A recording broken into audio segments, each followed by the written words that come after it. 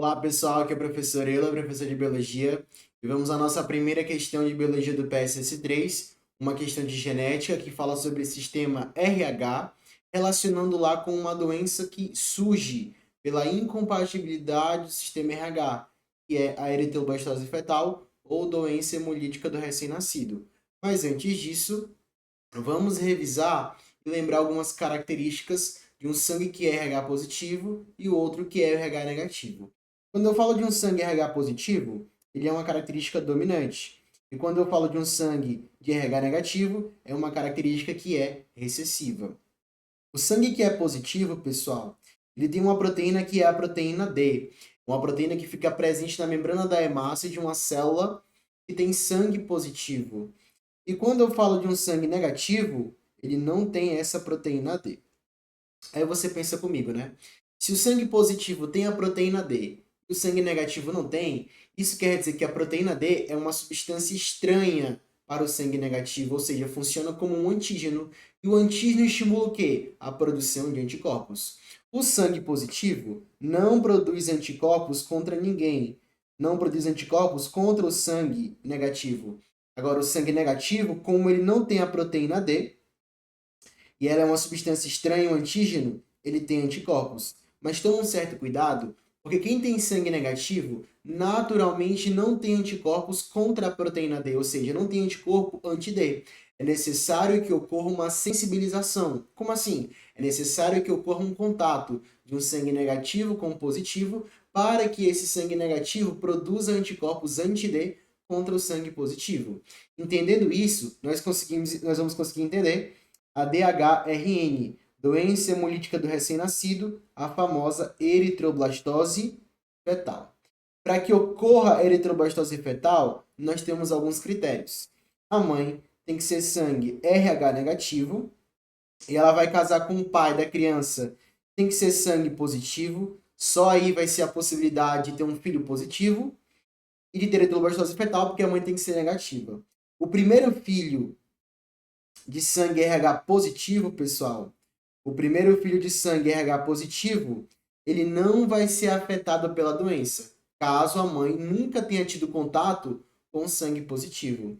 Esse primeiro filho, quando tiver lá o contato do sangue materno-fetal, no momento da gestação, quando corta lá o cordão umbilical, esse contato do sangue materno-fetal faz com que a mãe seja sensibilizada. Porque se ela tem um contato do sangue dela com o do bebê, vai ter o quê? Um contato da proteína D, que vai funcionar como um antígeno para as células da mãe e vão produzir anticorpos anti-D contra as hemácias que vão ter lá a proteína D. Esse primeiro filho, no entanto, ele não é afetado, ele só sensibiliza a mãe. Quando a mãe tiver uma segunda gestação de filho RH positivo, o contato do sangue materno-fetal vai fazer as células de memória se lembrarem desse contato. Vão produzir anticorpos que vão destruir as hemácias do feto.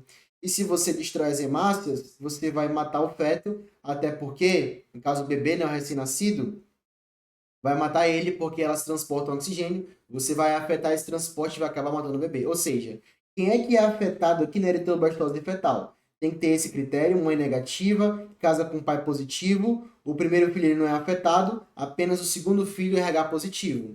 Entretanto, se a mãe, em algum momento da vida, antes de engravidar de filho positivo, já recebeu uma transfusão de sangue positivo, ela já foi sensibilizada, ou seja, nesse caso, o primeiro filho vai ser afetado. Então, assim, geralmente o primeiro filho não é afetado. Caso a mãe tenha recebido a transfusão de sangue positivo, ele já vai ser afetado. Caso não, vai ser somente o segundo filho afetado. Beleza?